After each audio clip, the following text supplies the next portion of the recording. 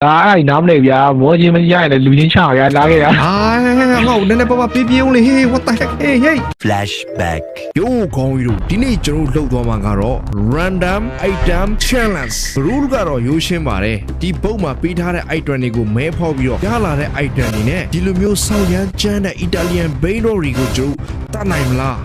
ကောင်းကြီးတို့ကြည့်လိုက်အောင် let's go ကျွန်တော်တော့မြင်တွေ့ရတဲ့ဒီ item တွေရဲ့အကူအညီနဲ့ကျွန်တော်ဘေးတော့ကောင်တွေကိုကြိတ်သွားရမယ်ဗောနော်ဒီမှာကျွန်တော်ဘေးတော့ကောင်တွေကိုကိုကဟိုကြိတ်ပါဗျာကျွန်တော်ဒီနေ့ကျွန်တော်နိုင်ပဲတော့မင်းဟုတ်လို့လားကွာမင်းဟုတ်ပါမလားဟဲ့အချင်းတော့မဟုတ်ဘူးငါတော့နိုင်ပဲလွတ်လိုက်ဗျာဘေးရဆိုရင်ကျွန်တော်နိုင်မလားဘေးနိုင်မလားဆိုရင်ကျွန်တော်နိုင်မယ်ဆိုရင်အဲ့ဆိုတဲပုံလေးပေးခဲ့ဗျာအဲ့ဆိုလဲမင်းကြည့်လိုက်လေလိုက်ပဲများမယ်ဟဲ့မင်းဘယ်လိုပဲလုပ်လို့မင်းလိုက်ပဲများမယ်မင်းကဲဒီလိုလုပ်လိုက်ကွာမင်းနိုင်မယ်လို့မင်းထင်တယ်မလားရလုံးဝနိုင်မှာဟုတ်ပြီမင်းအရင်အပေါ်တက်မင်း rule ကတော့မင်းက rule ပြောပြမယ် rule ကတော့ဒီကနေဒီမှာ1 2 3 1 2 3ဆိုတာရှိတယ်ခဏလေးငါဒီမင်းမကြည့်သေးဘူးမို့လားမင်းမကြည့်နဲ့ okay မကြည့်ကျွန်တော်မကြည့်ဘူးအဲ့အပေါ်တက်သွားလိုက်အဲ့ဆိုအပေါ်တက်သွားလိုက်မင်းအပေါ်တက်သွားမှငါပြောမယ်တေးကြတယ်နော်မင်းမကြည့်ဘူးဆိုတော့မင်းဒါယောက်ျားပွဲနော်လုံးဝတေးကြဟုတ်ပြီအဲ့လိုဆိုရင်ဒီမှာ3ခုရှိတယ်ကွာ3ခုထဲမှာဒီ item တွေထဲမှာမင်းအကုန်လုံးတစ်ခုယူသွားရမယ်ကွာဒီနောက်ဆုံးမှာကျတော့ boss ရှိတယ်ဒီ side မှာဘယ်နှကောင်နဲ့ fight ရမယ်ဆိုတာရှိတယ်ကွာသိရမလားဒါတွေပဲ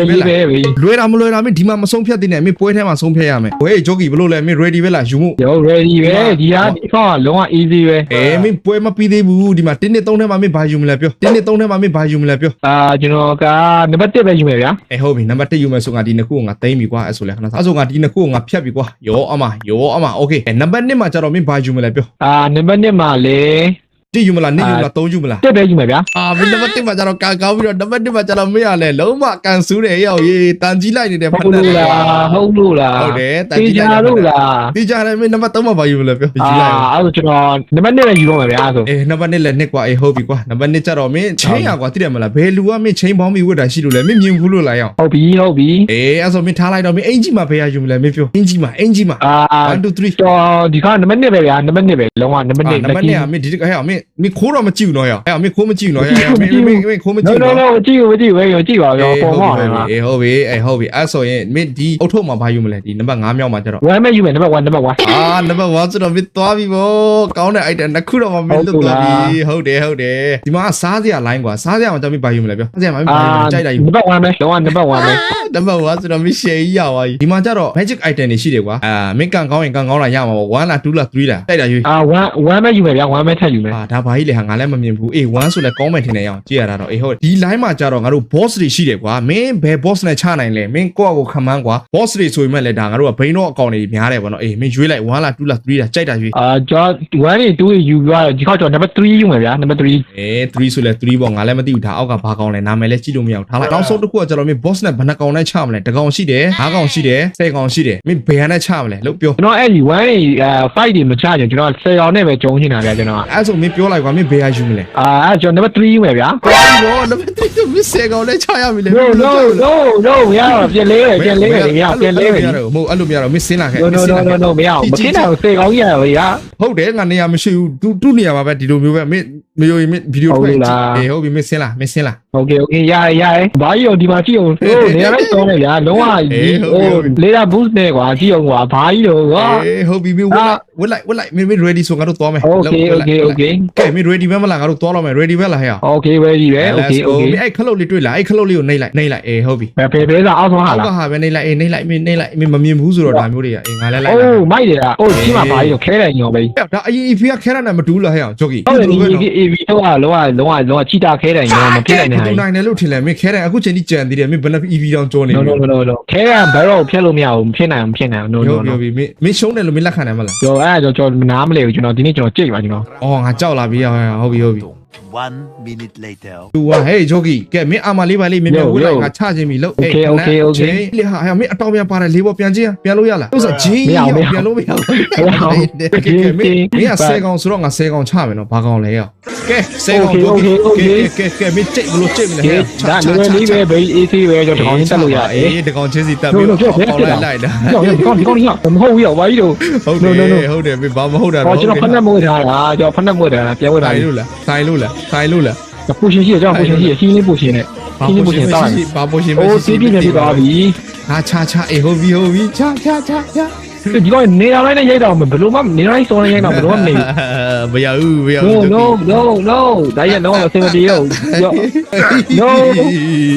ကဲချောကီမင်းကတော့ဘဝတော့ပြတ်သွားပြီအောင်ပထမပွဲလေးမင်းရှုံးသွားပြီကဲဒီတစ်ခါတော့ငါလက်မင်းဘာတွေထည့်ထားလဲအောင်ငါမကြည့်ရသေးဘူးဆိုတော့မင်းဘာတွေထည့်ထားလဲပြော ဒီထဲမှာတော့ကျွန်တော်ဒီမှာမစိုးပါဘူးမစိုးပါမိုက်ပါတယ်ဟုတ်ရှိပြောတာတော့မရအောင် okay okay အဲ့ဒါကျွန်တော်ကိုကဒီမှာ number 1ထဲမှာ1 2 3 5ယူနေဒီဒါလည်းနဲ့ထဲမှာဗျာ1 2 3 မင်းအကောင်စားတွေတော့ထည့်ထားတယ်မလားအောင်လုံးဝကျွတ်စိန်ကြီးတွေထည့်ထားတယ် ထည့်ထားပြီဘေးကျော် အဆိုငါဘယ်ရွှေကောင်းမလဲဆိုရင်2ကွာ အိုးသွားပြီဘေးရသွားပြီ no no no ဟိုဘေးရသွားတာတော်တော်မိုက်တယ်ဗျစုပ်ပြတ်တက်နေတဲ့တက်တာထားရပါ ဘာဖြစ်ဘူးအဓိကစကီ ကျွန်တော်နေရာလိုက်စောရတာဘာမှလုပ်လို့မရဘေးသွားပြီ အေးပါမင်းလို့ဒုတိယမှာဘာတွေရှိလဲပြော ဒီအားဆိုဘေးကအမိုင်းထဲမှာ1 2 3ထဲမှာဘေးဖယ်ရယူမလဲ 1 2 3ချက်မှာဆိုတော့2ပဲခွာလို့2ငါ2ကြိုက်တယ် ဟုတ်2ရောလေ အေး2 2 တောင်းတော့လား တောင်းတော့2ပဲတကယ်ပဲငါ2 okay okay okay okay အဲ့ဆိုရင်ဘောင်းမီထဲမှာကျွန်တော်1 2 3ဖယ်ရယူမ ငါ ယ် မစင်စားတော့3စဉ်းစားတော့ okay okay okay ရတယ်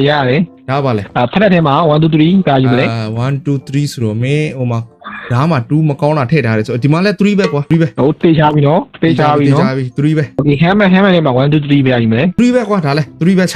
ငါယုံတယ်3ပဲဆိုတာကောင်းတယ်ဆိုတော့ငါယုံတယ်ကောင်းတယ်ဆိုတော့ okay အဲ့ဆိုကျွန်တော်ဒီfood ထဲမှာဗျာလုံးဝ food ထဲမှာ power food ထဲမှာဖယ်ယူမယ်1 2 3 1မှာတော့ကောင်းတယ်မလား မကောင်း အေး1မဲဆိုငါ1မဲ ဟုတ်မကောင်းလေပဲတကယ်ပြောနေတာ အေး1မဲငါ1မဲငါကြိုက်တယ်ငါ1ကြိုက်တယ် okay okay အဲ့ဆိုကျွန်တော်ဒီအခု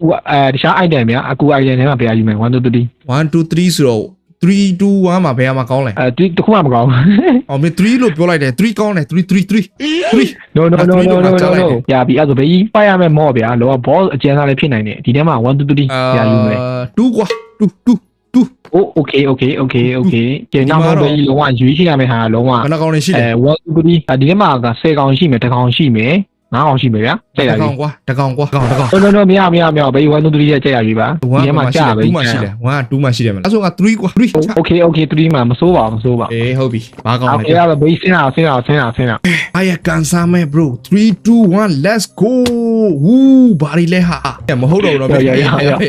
အေးဒါပဲရင်လေတော့ ဒီ90ရစားလို့ရလို့လားဟဲ့90ရစားလို့ရတယ် 5 minutes later. Okay Doggy အားတော့ ready ပဲလို့ဘယ်ကောင်းလဲမင်းဟုတ်ပြီဆိုတော့ကောင်းချ ဘေးအကြီးပဲတော့ဘေးချမှာ space အေးမချပါအဲ့ဒါပါလဲဟေးဒီကောင်တော့ငါမနိုင်ဘူးလေကွာလို့နိုင်မလို့ဒီကောင်ကြီးကိုဒီစီကိုလာကြီးကကျန်းတယ်လေရောက်ဟုတ်တယ်မလားအေး what the fuck ချက်တယ် မင်းရောက်ကိုတဲ့အဖက်တဲ့ကိုတစ်ချက်တည်းတဲ့ဟာရောက်ဒါကတော့မင်းမဖြစ်နိုင်ဘူးရောက်ဒါမင်းလုံးမညစ်သွားပြီချုပ်ကြီးဒီကောင်ကမင်းမရောက်လေကွာမင်းတစ်ချက်တည်းကဘယ်လိုလုပ်မလဲမင်းကိုတဲ့အပဲစားထားတာတော့အချက်တည်းကိုတဲ့အပဲ ကောင်နေပဲဒီဘေးတကောင်နေတော့ဟောကိုနေပဲရတာ မဆိုင်ဘူးလေကွာမင်းဘာမှလုပ်ပိုင်ခွင့်မရှိဘူးမင်းစဉ်းစားကြည့်လေကွာဒါမရတင်လာကွာဒီလိုမျိုးကမင်းစဉ်းစားကြည့်ရမင်းကိုတဲ့အပဲပဲစား မဆိုင်ဘေး Okay ရောအမOkay ပြီးပြီဟဲ့မင်းဘာလုပ်နေဟဲ့မင်းချောင်းကြည့်နေလဲဘာလုပ်နေလဲချောင်းလုံးရောငါကွာသိရမလားဘောကောင်းတယ်ကွာ Mr. Kogan ဆိုတဲ့ဘေးကြီးကသဘောကောင်းတယ်အခေါက်တိုင်းမှာပစ္စည်းကောင်းနေပြီးတယ်ကွာဒီတစ်ခါလဲမင်းကလုံးဝ must ထည့်ပေးထားတယ်ကွာဒါကတော့မင်းကံမို့နော်ဒီလောက်ကောင်းတဲ့ဟာထည့်ပေးထားတယ်တော့မှမင်းကံပဲပေါ့Okay မင်းရွေးလိုက်ဘတ်တစ်မှာဓာတ်ရှိမယ်ကွာဒီကာတာနာရှိမယ်ဒိုင်းမွန်ဓာတ်ရှိမယ်ပစိန်ရှိမယ်ဘာလား2လား3လား3ဒီကောင်တော်တော်ကံကောင်းတဲ့ကောင်ပဲဒီဆောက်ကလေးနဲ့တော့အမကွာ1 2 3ရှိတယ်ကွာလုံးဝအကောင်းစားတွေရှိတယ်ရွေး1 ဒီကောင်ဟုတ်နေပြီဟဲ့ရောကဲဒီတခါကျတော့အင်ဂျီကွာအင်ဂျီမှာ1နဲ့3ကဲရွေးမလဲ2အတူဆိုတော့ဟဲ့ရောတန်ကြီးလိုက်တဲ့အင်ဂျီလားဘာကြီးတော့ဟာရမြေကြီးအင်ဂျီတယ်ဟဲ့ရောမြေကြီးအင်ဂျီလားဒါဟုတ်မယ်တယ်နော်မြေကြီးအင်ဂျီတယ်မင်းဒါကန်ဆိုးတယ်ဟဲ့ဟောမိမှာကျတော့1 2 3 1 ဟဲ့မင်းချောင်းကြည့်နေလားဟဲ့ရောချောင်းကြည့်နေလားဟဲ့ရောမင်းမဟုတ်တော့ဘူးနော်မင်းကကောင်းတဲ့ဟာတွေပဲနော်ဟဲ့ရောကောင်းစားဖက်နှက်ကွာ1 2 3ရှိတယ်မင်းဘယ်ဟာယူမလဲဟဲ့ရောပြော1မဲဟဲ့ရောမင်းမဟုတ်တော့ဘူးနော်ဟဲ့ရောမင်းကြည့်တော့မကြည့်မလားဟဲ့ရောမင်းမင်းမကြည့်ဘူးလားဟဲ့ရေ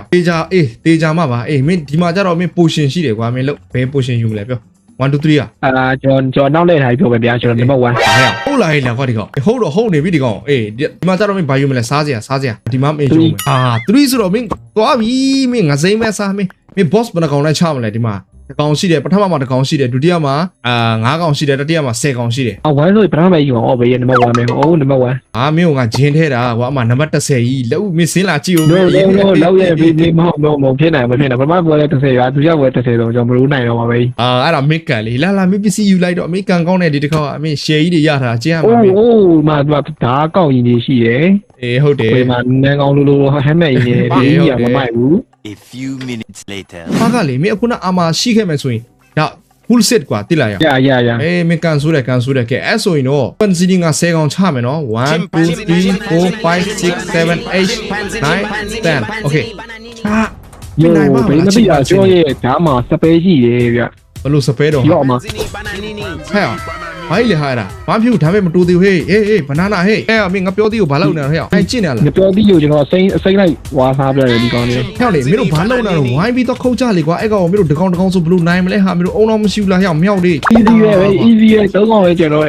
ဒီကောင်လေးပိန်းနာလို့ဟဲ့လေ what the heck ဒီတကောင်တော့မင်းနိုင်ဝိုင်းမင်းပြောပြီးပေါ့မင်း နိုင်သွားပြီဘေးတော့ပေါ်တော့တော်ကျွန်တော်နိုင်ဝိုင်းတော် ဟုတ်ပြီမင်းချက်ကန်တိုးရတာပါငါလဲဆိုတာရှိ တာပါ easy တော့ပါ ဒီမှာကြည့်အောင်ဒါ4 Pro တဲ့တော့မင်းဟိုဘက်ကတက်တာမလားငါဒီဘက်ကတက်မှာဒါ Pro တွေသွားတာလမ်းကွာတဲ့မင်းလာမဲ့လမ်းမဟုတ်တာကဲမင်းထက်ကွာရအောင် ready ပဲ ကဲဦးကျော်ထည့်ပြတော့အဲ့ဒါ 2,000 years later. ကျွန်တော်ထည့်သွားပြီတော့ဒီမှာပြီးကျွန်တော်ပြောရမယ်တော့ကျွန်တော်ကိုယ်ကတော့ကျွန်တော်သဘောမကောင်းတော့ okay အေးရတာပဲမင်းဘလောက်အဆင့်ထည့်ထားလဲလို့အဲ့ဒါပြောမင်း level gate လား legendary လား normal လား easy လား ကျွန်တော်နုထည့်လိုက် okay normal လောက်ထည့်ပေးရပဲယူ အဲ့ဆိုရတယ်လို့ ဒီတော့ base die ထဲမှာပါယူမယ်1 2 3ထဲက ပထမမှာ1 2 3ထဲကဆို2ကွာ okay base ခင်းတီးဒါလေးပဲဘယ်လိုချမယ်တွားပြီး ငါအများနဲ့ကန်ဆိုးနေတာလားဟာရအောင်ဒုတိယတစ်ခုမှာဗာလဲမင်းပြောကွာငါစိတ်မရှိတော့မင်းပြောငါ အာမဒုတိယကအာမနဲ့ base ပါယူမယ်1 2 3 ဒါလည်းငါ2ပဲကွာရအောင်ဒါလည်း2ပဲအပေါ်တွေမလို့ ဟုတ်ပြီလေးထဲမှာပဲတိတ်တုံးလေးထဲမှာပါယူမလဲဒီပဲမဟုတ်သေးဘူးဗျဒီပဲလောကမဟုတ်သေးဘူး ဟုတ်တယ် okay base 5မှာ boss ထဲမှာ base 1 2 3ပါယူမယ်ဒီထဲမှာကျန်တဲ့ကောင်ပါနော် okay ပြီးဒီထဲမှာကျွန်တော်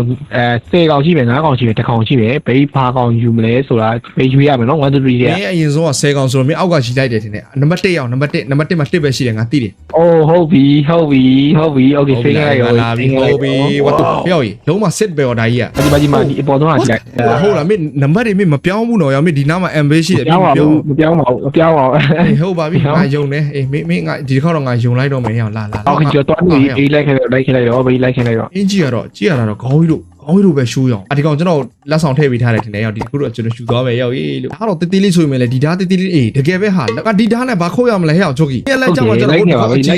လိုက်ခဲ့ပါမဟုတ်သေးဘူးလေကွာမင်းအလက်မှာကျတော့တကောက်အကြီးနဲ့ငါအလက်မှာကျတော့မင်းသွားကြထိုးတာပြီးတယ်ဟုတ်လားခဲ့ပါဘေးဥစ္စာဒါနည်းနည်းတော့အစင်မပြေဘူးရောသွားကြထိုးတဲ့ငါဘယ်လိုခုတ်ရတယ်ကျွန်တော်လုံးအမိုက်ရတယ်မဂျိုလီနဲ့ဘာနီနဲ့လုံးဝအာမဖူးအာမဗျာလုံးဝဓာတ်လေးတီးလေးနဲ့ မင်းဘာကောင်လဲချကြည့်ငါချကြည့်မှာငါဒီမှာကြည့်လိုက် အဲ့ဒါဘာကောင်လဲ ကရာမဟုတ်နေပြီရောဂရမ်ဘရမ်နဲ့ဒီကောင်လေးကအေးဟုတ်ပြီငါဒီကောင်လေးဘယ်လောက် damage ရှိလို့လဲဒီကောင်ကအော်ဖုံးမွာဒီကောင်